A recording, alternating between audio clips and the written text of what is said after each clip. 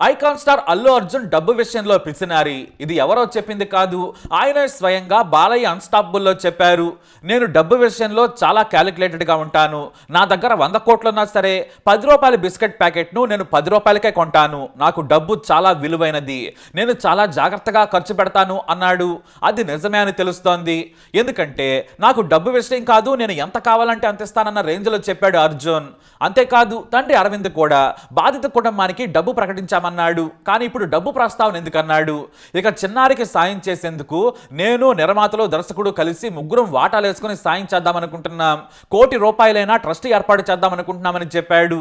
కానీ రూపాయి కూడా ఇవ్వలేదు అల్లు అర్జున్.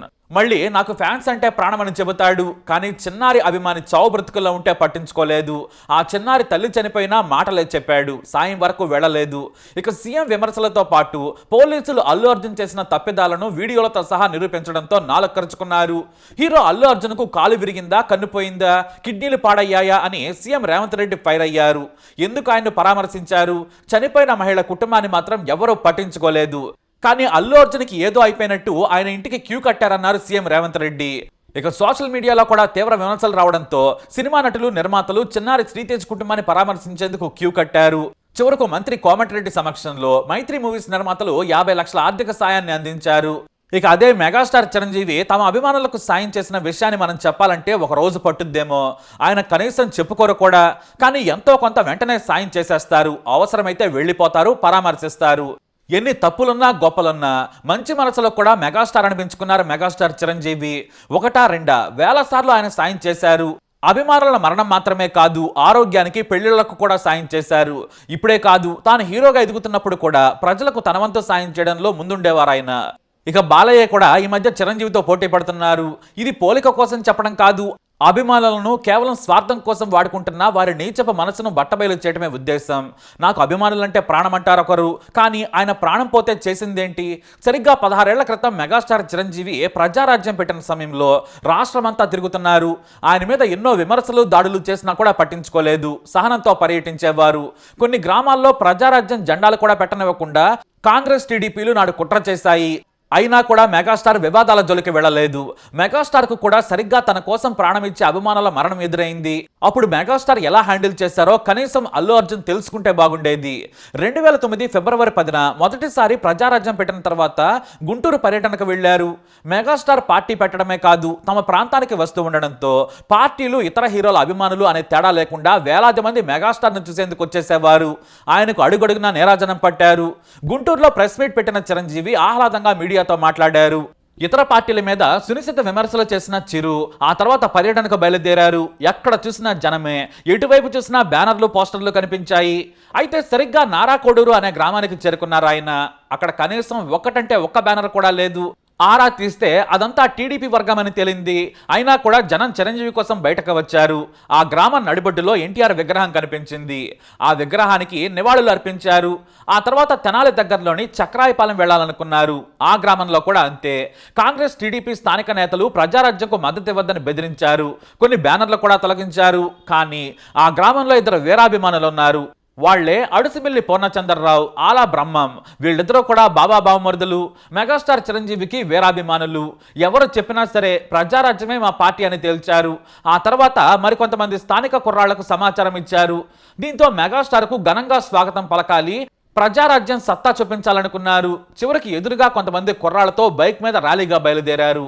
అయితే వేగంగా వస్తున్న క్రమంలో బైకులు స్కిడ్ అయ్యాయి. దీంతో జారిపడ్డారు. తలలు దగ్గరలోని కల్వట్టుకు తాకాయి. అంతే, పాపం ఇద్దరు అక్కడికక్కడే మరణించారు. ఈ విషయాన్ని అంత హోరులో కూడా టీవీలను చూసిన కొంతమంది మెగాస్టార్ చెవిలో చెప్పారు. ఆయన వెంటనే మైకులో విషయం చెప్పారు. నా కోసం వస్తున్న అభిమానులు ప్రాణాలు కోల్పోయారు. నా గెలుపును చూడాలనుకున్న వారు చనిపోయారు. వారి కుటుంబాలు కన్నీళ్లతో ఉన్నాయి. నేను వారి కన్నీళ్లను చూస్తూ ప్రచారం చేయలేను అని వెంటనే రోడ్ షో రద్దు చేశారు. సరాసరి గ్రామానికి చేరుకున్నారు.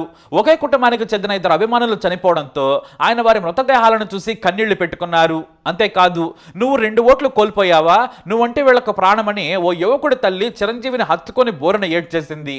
అంతే, ఆయన కూడా తట్టుకోలేకపోయారు. మీ కుటుంబానికి నేను అండగా ఉంటాను, మీరు బాధపడద్దు, ధైర్యంగా ఉండమని ఓదార్చారు. తన పార్టీ నాయకులకు చెప్పి దగ్గరుండి అంత్యక్రియలు చేయించారు. అంతేకాదు వారం రోజుల తర్వాత చిరంజీవి సోదరుడు నాగబాబు వారి కుటుంబానికి స్వయంగా కలిసి ఆర్థిక సాయం చేశారు. ఏ కష్టం వచ్చినా మేమున్నామని ధైర్యం చెప్పారు నాగబాబు. అయితే చిరంజీవికి అభిమానుల విలువ తెలుసు, వారి వల్లనే తాను ఎదిగానని బలంగా నమ్మారు, ఇప్పటికీ నమ్ముతారు. అందుకే తన వంతు సాయంగా చేస్తుంటారు ఆయన. చిన్నప్పటి నుంచి కష్టపడుతూ వచ్చిన ఆయనకు కష్టాలు బాగా తెలుసు. అందుకే తన అభిమానులకు ఎప్పుడూ తన వంతు సాయం చేస్తూ ఉంటారు.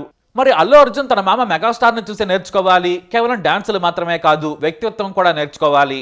అభిమానికి కష్టం వస్తే ఎలా స్పందించాలో నేర్చుకుంటే నేడు ఈ పరిస్థితి వచ్చేది కాదు. అంతెందుకు, రామ్ చరణ్ను చూసైనా నేర్చుకోవాల్సింది. సరిగ్గా ఇలాంటి ఘటనే రామ్ చరణ్కు కూడా ఎదురైంది. కాకపోతే అక్కడ రామ్ చరణ్ తన అభిమాన వృత్తికి కారణం కాదు, కానీ తన సినిమా అదే గోవిందుడు అందరవాడేలే. కర్నూలు జిల్లా ఎమ్మికనూరులో సినిమా విడుదలైన మొదటి రోజు అభిమానులు థియేటర్లకు పోటెత్తారు. ఆ క్రమంలోనే టికెట్ల కోసం తొక్కిసలాట జరిగింది. దీంతో రామ్ చరణ్ అభిమాని కన్నయ్య అక్కడికక్కడే ఊపిరాడక చనిపోయాడు. అతని కుటుంబ సభ్యులు కన్నీటి పర్యంతమయ్యారు. ఈ విషయం తెలిసిన రామ్ చరణ్ తన అభిమాని కుటుంబ సభ్యులతో మాట్లాడారు. ఆ వెంటనే 2 లక్షల రూపాయలను వారికి పంపించారు ఆయన. ఇది అభిమానులపై ఉండే నిజమైన ప్రేమ. ఇది గొప్ప సాయం కాదు, కనీసం స్పందించే గుణం ఉండాలి. కానీ మాటల వరకే అభిమానులను వాడుకుంటాను, వారిని దోచుకుంటానంటే మాత్రం అది కుదరని పని. ఇప్పుడు అల్లు అర్జున్ పరువు పోయింది. ఇది మాత్రమే కాదు, తానంటే పడి చచ్చే ఓ వీరాభిమాని క్యాన్సర్తో పోరాడుతున్నాడని తెలిసి చిరంజీవి వెంటనే స్పందించారు. విశాఖ జిల్లాకు చెందిన అభిమాని వెంకట పేదవాడు. అతని గురించి అఖిల భారత చిరంజీవి యువత అధ్యక్షులు మెగాస్టార్ దృష్టికి తీసుకెళ్లారు. పేదింటి అభిమాని సార్, వాళ్ళ దగ్గర కనీసం మందులు కొనడానికి కూడా డబ్బులు లేవు, ఆస్తులు అమ్ముకున్నారని చెప్పారు. అంతే, ఆయన వెంటనే వెంకటేష్తో మాట్లాడారు. నువ్వు ధైర్యంగా ఉండు, క్యాన్సర్ను జయించు, డబ్బు సంగతి నేను చూసుకుంటానని చెప్పారు చిరంజీవి. ఆ వెంటనే హైదరాబాద్కు వెంకటేష్ను తరలించి చికిత్స అందేలా చేశారు. 1 లక్ష రూపాయలను కూడా ఖర్చు చేశారు. అంతెందుకు, మానుకోటకు చెందిన భువనగిరి శేఖర్ చిన్నప్పటి నుంచి మెగాస్టార్కు వీరాభిమాని. చిరంజీవి సినిమా రిలీజ్ అయిందంటే చాలు పరిగెత్తికెళ్లిపోయేవారు. చిరు వ్యాపారం చేసుకుంటూ జీవనం సాగిస్తున్న ఆయన తన పెద్ద కూతురు పెళ్లి చేస్తున్నారని తెలుసుకున్నారు చిరంజీవి. వెంటనే ఫోన్లో మాట్లాడి 1 లక్ష రూపాయల చెక్కును పంపించేశారు. తన అభిమానులను కుటుంబ సభ్యులుగా చూసుకోవడం ఆయనకు తెలుసు. అందుకే ఆయన మెగాస్టార్ అయ్యారు. రాజకీయాలు సినిమాలు పక్కన పెడితే ఫ్యాన్స్ కి కష్టం వస్తే తన వంతుగా ఎంతో కొంత సాయం చేస్తారు. కోట్ల మంది అభిమానులున్న ఆయన తాను ఎదిగేందుకు సాయం చేసిన అభిమానికి ఎంతో కొంత తిరిగి ఇచ్చేయడంలో ఆయన తర్వాత ఎవరైనా. ఏదేమైనా మెగాస్టార్ ఏ విషయంలోనైనా పైనే ఉన్నారు. మరి ఐకాన్ స్టార్ గా పిలిపించుకుంటున్న అల్లు అర్జున్ నేర్చుకోవాలి. ఎప్పుడు ఏది చేయాలో ఖచ్చితంగా తెలుసుకోవాలి. డబ్బు సంపాదించడంలో కూడా మీరు ఎంతో పైనున్నారు. అలాగే మీరు తిరిగి సంపాదించగలరు కూడా. కానీ అభిమానులు ఎక్కడ అలా లేరు. కానీ మీరంటే పడి చచ్చిపోతున్నారు. ఇలాంటి వాళ్ళేమో మీకు కావాలి, మీరేమో వారిని పట్టించుకోరు. తండ్రి అల్లు అరవింద్ కూడా డబ్బు విషయంలో మహా పిసినారి అని పేరు. కానీ తండ్రిని మించిన తనయుడిగా పేరు తెచ్చుకున్నాడు బన్నీ అని అంటున్నారు. మరి మీరేమంటారు? మీ అభిప్రాయాన్ని కమెంట్ ద్వారా తెలియజేయండి. వీడియో అప్డేట్స్ కోసం మై ఛానల్ ఫాలో అవ్వండి, అలాగే తప్పకుండా సబ్స్క్రైబ్ చేసుకోండి. తెలీదు, ఐ హ్యాడ్ నో ఐడియా. ఎందుకంటే నేను నా పిల్లోనే పక్కన పెట్టుకున్నా. నా నా నా వైఫ్, నా నా నా కొడుకు, నా కూతురు థియేటర్లోనే ఉన్నారు. నాకు తెలీదు. నిజంగా అలా జరుగుండుంటే, నాకు తెలుసుండుంటే నేను వాళ్ళు తీసుకుని వెళ్ళిపోతాను కదా. మినిమం కదా, ఎవరైనా వాళ్ళ పిల్లలు వాళ్ళు తీసుకుని వెళ్ళిపోతారు కదా.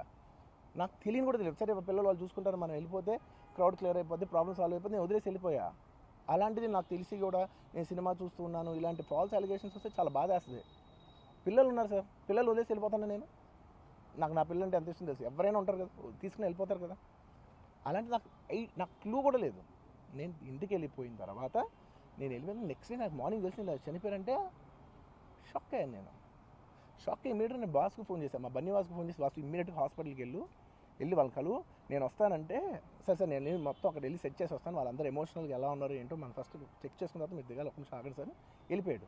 వెళ్ళిపోయి తర్వాత వాసు నేను వస్తానంటే, సార్ మీరు రావద్దు ప్లీజ్, దయచేసి మీరు హాస్పిటల్ రావద్దు, ఇక్కడికి గందరగోళం అయిపోద్ది, నేను నైట్ మీరు థియేటర్కి వెళ్ళారు, ఇష్యూ అయింది, యూనో చాలా ప్రాబ్లం అయింది, ఇప్పుడు మీరు హాస్పిటల్కి వచ్చి మళ్ళీ ప్రాబ్లం అయితే మాత్రం సార్ చాలా ప్రాబ్లం అవుతుంది సార్, నేనే వాళ్ళని కొంచెం వాళ్ళ రిచువల్స్ అవన్నీ అయిపోయిన తర్వాత మీ దగ్గర తీసుకొస్తానని చెప్పాడు. ఓకే అని వెయిట్ చేస్తాను. వెయిట్ చేసేసరికి ఇమీడియట్గా ఏం చెప్పారు, సార్ ఏమనుకోవద్దు, వాళ్ళు మీ మీద కేసు ఫైల్ చేశారు, ఇప్పుడు మీరు వాళ్ళు కలవడానికి లేదంటే నేను మా లీగల్ టీం అదేం పర్లేదు వాసు నేను వచ్చేస్తాను, నేను కొంచెం మూర్ఖంగా మాట్లాడుతుంటే, సార్ మా లీగల్ టీం చాలా స్ట్రిక్ట్గా చెప్పింది, sir they file the case on you, మీరు ఇప్పుడు వెళ్తే legally it is not right thing to do, please don't go అని చెప్తే అప్పుడు ఆగాల్సి వచ్చింది. సార్ నాకు ఒక్కటే విషయం చెప్తా సార్, ఎవరో వైజాగ్లో చనిపోతేనో, లేకపోతే చనిపోతున్నారంటేనో, లేదంటే విజయవాడలో చనిపోతున్నారంటే ఒక పెద్ద ఆవిడంటేనో, లేదంటే చిరంజీవి గారి ఫ్యాన్స్ మన నూర్బాయ్ లాంటి వాళ్ళు, లేదంటే కళ్యాణ్ గారి ఫ్యాన్స్ మన ఎవరో అంటేనే వాళ్ళందరికీ నేను వెళ్ళి పర్సనల్గా సార్ ఇక్కడి నుంచి విజయవాడ వెళ్ళాను సార్, నేను ఎవరినో కలవటానికి ఒక లేడీని, ఒక వైజాగ్ వెళ్ళాను ఇక్కడి నుంచి ఇక్కడ నుంచి ఎక్కడో ఉప్పలు ఉంటే ఎక్కడో దాటి ఉంటే ఎక్కడికో వెళ్ళాను. అలాంటిది నా ఓన్ ఫ్యాన్స్, నాకు నా ఫ్యాన్స్ అంటే ఎంత ఇష్టం మీ అందరికీ తెలుసు. అలాంటి నా ఓన్ ఫ్యాన్స్ నా ఓన్ థియేటర్లో నేను ఉన్న ప్రెమిసెస్లో అలా జరిగిందంటే నేను వెళ్ళి కలవనాలని, వాళ్ళు కలవాలి నాకు ఉండదా?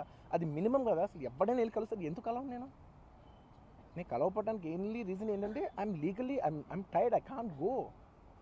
అంత మాత్రం నేను స్పందించలేదు అని అనడానికి కూడా లేదు.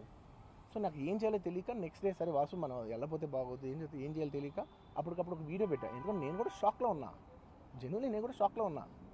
అరే ఇలా అయింది ఏంటి, ఎటు కాకుండా హాఫ్ ఆఫ్గా ఉన్నాను నేను జెన్యున్ చెప్తే హాఫ్ ఆఫ్ ఉన్నాను నేను. ఇప్పుడు కూడా కొంచెం హాఫ్ ఆఫ్గానే ఉన్నాను నేను. నాకు తెలుస్తుంది నేను కరెక్ట్గా సెంటర్డ్గా లేను, కొంచెం ఆఫ్లోనే నాకు తెలుస్తుంది. ఎనీవేస్ నెక్స్ట్ నేను ఒక వీడియో పెట్టా, సరే to at least show that I'm there. It's not even about the money, అంటే it is just money is just gestures to show that I'm willing to do something అని చెప్పడం కోసం. ఆ తర్వాత మేము ఏం చేయొచ్చు ఆ తర్వాత మేము అన్ని సెలబ్రేషన్స్ క్యాన్సిల్ చేసాం. వద్దు అసలు వాళ్ళకి అలా ఉంటే మనం ఎలా సెలబ్రేట్ చేస్తాం, మొత్తం అన్ని క్యాన్సిల్.